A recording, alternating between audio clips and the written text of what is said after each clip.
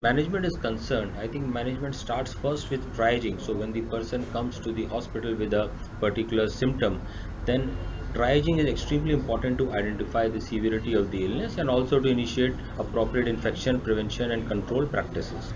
So initially all patients with respiratory symptoms of fever, cough and shortness of breath must be screened prior to entry to the healthcare facility. If possible, a phone number may be provided to the patients to inform the healthcare facility prior to the visit if it is feasible. Ideally, one should designate a waiting area for the respiratory patients which should be more than 6 feet away from the general waiting areas. All patients with respiratory symptoms should be given a face mask to wear. And as far as the hospital practices are concerned, in areas where community transmission is already occurring, one should consider postponing elective procedures and non-essential visits to the healthcare facility as already has been done in several health facilities. So here we can see the triage flow.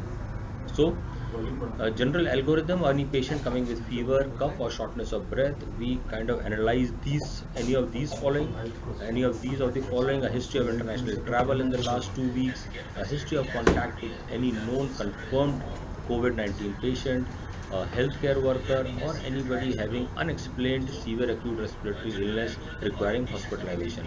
If none of these is there, then a person goes for the usual care for his symptoms and does not need any hospitalization or probably any further workup. Whatever workup has to be done at the discretion of the treating clinician. But if he does have any of these following features, then then basically we have to subclassify whether he is a mild case or he is a moderate to severe case. Then these are the following features that have to be taken into account and quickly screened for: presence of tachypnea, hypoxemia as manifested by decrease in SpO2, altered mental status with confusion and drowsiness, hypotension with systolic less than 90, diastolic less than 60, or any of the high risk factors for developing a or severe disease. So these high risk factors are as written below: elderly age group more than 60, presence of cardiovascular disease which includes hypertension, presence of diabetes mellitus, any other immunocompromised state, for example cancer, or taking immunosuppressive medications, or patients having pre-existing chronic lung, kidney or liver disease. All of these fall into the category of high risk patients who may go on to develop severe illness. So if any of these is present, then he is classified into a moderate or a severe case. If none of these are present, then he is a mild case. At that point of time, the testing has to be done. The testing means the nasopharyngeal and the oropharyngeal aspirates have to be tested, and the patient has to be considered for isolation if it is test positive. So, though this we can even consider home isolation in this group of patients if we are sure of the compliance, and or if we are overburdened in the hospital, home isolation is also possible. But he has to be very closely monitored. And if he is test negative, then he follows the usual care as for any other patient. If any of these factors is present, he goes into the moderate to severe category, and over here he has to be tested and then he has to be admitted, and then in admission he has to be monitored, and monitoring has to be done so as to look at the cardiovascular status, look at the respiratory status, and also for the worsening mentation. So any of the hospital admissions will be indicated in any one of these following being present, which we have already talked about: the tachypnea, hypoxemia, altered mental status, hypotension, and presence of any of the risk factors that we have already talked about.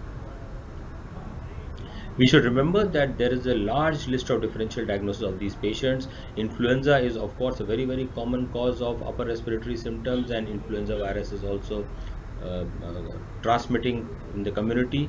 And seasonal influenza, swine flu, H3N2, they are both preventable and treatable, or sometimes avian flu what used to be there a couple of years back. We should not forget the bacterial and the atypical pneumonias which may present with SARI.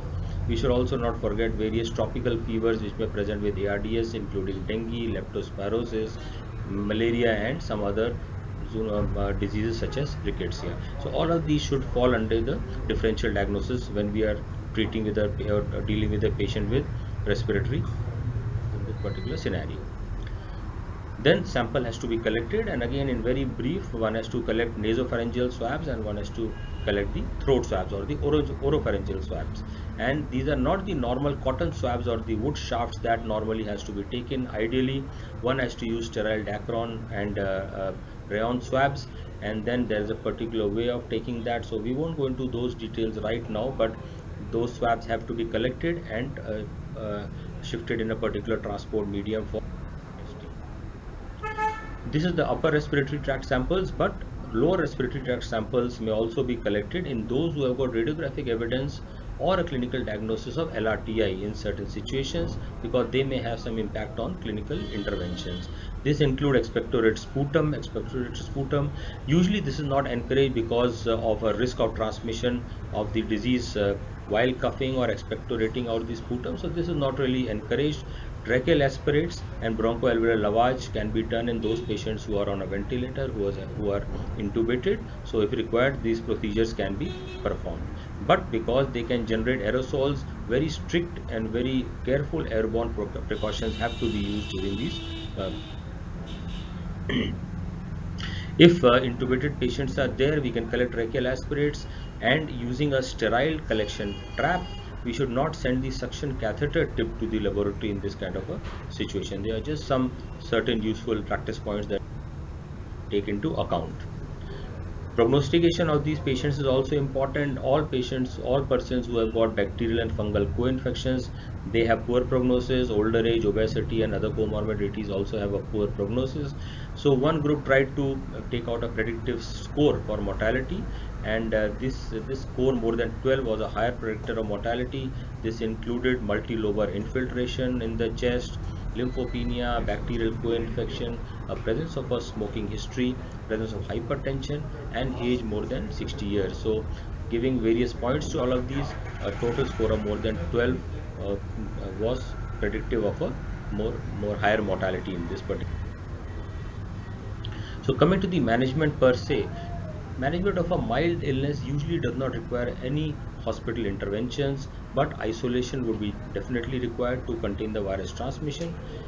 If there is a small number of cases and facilities are available, it is advisable to isolate in hospital itself, because there would be better monitoring, there can be better supervision over there. Or if one can use the repurposed non-traditional settings. For example, if there is a huge big pandemic, large cluster of cases, then one can use stadiums, auditoriums, and hotels also. This has been done in certain situations.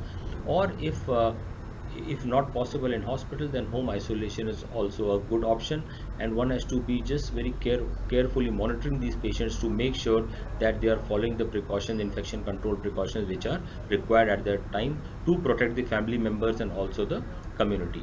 So very good counseling about the signs and symptoms of complicated disease also have to be told, so that the patient report back as soon as they have any other abnormal type of symptoms that may require. These are just some of the publications which came out the last couple of weeks regarding the patients who were infected in China, and they describe the clinical features as also the management. They were in JAMA and the NEG. The management of mild disease mostly is just like any other upper respiratory illness or mild lower respiratory illness, with antipyretics like paracetamols, good hydration. Antibiotics, for example, azithromycin or amoxiclavulinic acid, may be given if clinically indicated. If influenza has been strongly suspected or it has been diagnosed, then oseltamivir should be given, and the role of hydroxychloroquine will be taken up in subsequent slides. There have been several myths and several rumors which have also been doing the rounds regarding uh, the adverse effects of certain drugs which can be found to be harmful in this particular disease. So ibuprofen was one of them, and it was thought whether ibuprofen can worsen disease for patients with COVID-19.